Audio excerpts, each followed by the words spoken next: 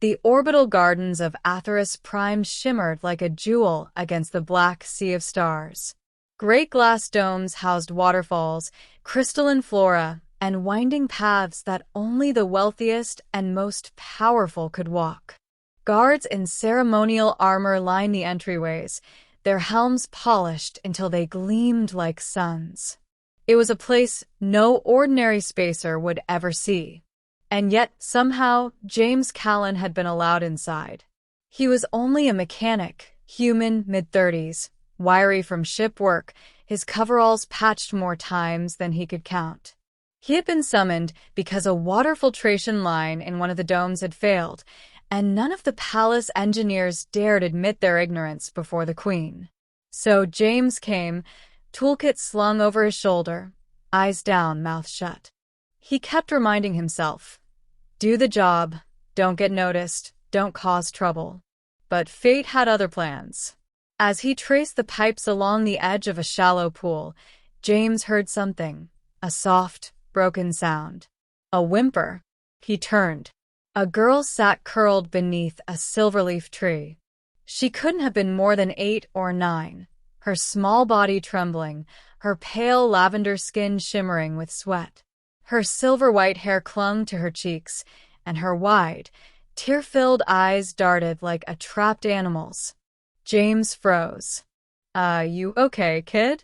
She flinched, pressing her hands over her ears. Her breathing came sharp and fast, shallow gulps of air. Panic. He knew that look. He'd seen it on mining colonies when kids got trapped during collapses. He set his tools aside, crouched low, and softened his voice. Hey. It's all right. You're safe. Just breathe. But she shook her head, rocking back and forth, eyes locked on something only she could see. James thought fast. Words weren't reaching her. He needed something else. He reached into his pocket. His fingers brushed against a small vial of soap mix. He always carried it, a habit from long, lonely space flights when he'd entertain himself blowing bubbles in the recycled air.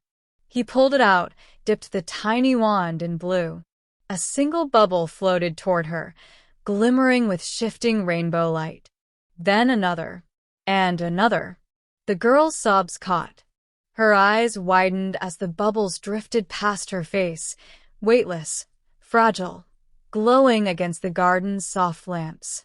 She reached out a trembling hand, and one popped against her finger. Her breathing slowed. Her shoulders eased. James smiled gently. See? Not so scary when you've got bubbles around. She giggled just once, but it was enough. Unseen by James, a figure watched from the shadows of the dome. Queen Elaria of Atheris, sovereign of 3 systems, stood in silence, her regal robes trailing behind her like liquid starlight. The guards remained at a distance, uncertain whether to intervene. But the queen raised her hand. No one was to move. Her daughter, Princess Elaria, had suffered these attacks before. The court physicians called them episodes of inherited strain, the weight of her psychic gifts pressing too hard on her young mind. Treatments existed, but none had worked. And now a human, a mechanic no less, had calmed her with nothing more than bubbles. The queen's eyes narrowed, curious. When the girl had steadied enough to speak, she whispered, "More." James chuckled softly. "All right, but only if you promise to smile this time." She nodded, wiping her face with the back of her hand. So he blew again. Dozens this time. The bubbles floated in a gentle dance, catching the glow of bioluminescent plants, painting the air with fleeting rainbows. The girl laughed, chasing them, her earlier terror forgotten. James leaned back on his heels, relief loosening his chest. There we go. Bubbles beat tears every time. Then a voice, clear and commanding, cut through the dome. Indeed. James froze. Slowly he turned. The queen stepped forward. The guards followed, their boots clicking sharply on the stone paths. The little girl gasped. "Mother!" She ran to the queen, who knelt gracefully and embraced her. James swallowed hard. His gut turned to ice. He hadn't just stumbled on any kid. He'd been blowing bubbles at the princess. He scrambled to his feet, bowing so fast he nearly dropped his wand. "Your Majesty, I didn't mean." She was in distress. "I only thought." The queen raised her hand. Silence. Her gaze lingered on the bubbles still drifting in the air, then on James himself. "You calmed her when my physicians could not," she said softly. "Tell me, human, why bubbles?" James cleared his throat, shifting uneasily. "Because, when I was little, my sister used to panic during storms back on Earth. Bubbles were the only thing that distracted her. Something fragile, harmless, beautiful. It gave her something else to focus on. I guess it works across species too." The queen studied him, her expression unreadable. Over the next days, James expected to be dismissed.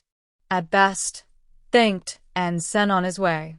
At worst, punished for daring to touch the royal child. But instead, summons kept arriving. "Her Majesty requests your presence." "The princess wishes to see the bubble maker." "The queen would observe your methods again."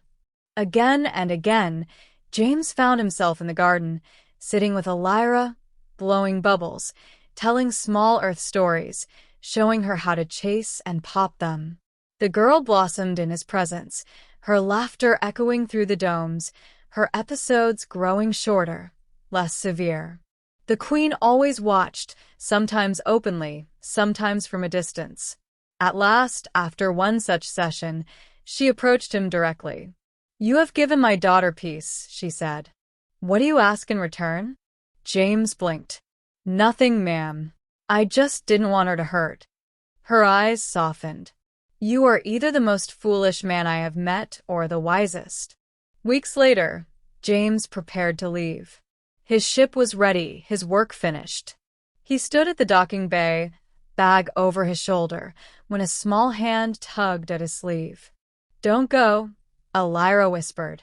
Her eyes brimmed with tears, but not the wild panic from before. Only sadness. James knelt, placing a hand on her shoulder. "You've got your mother, your people. You'll be okay."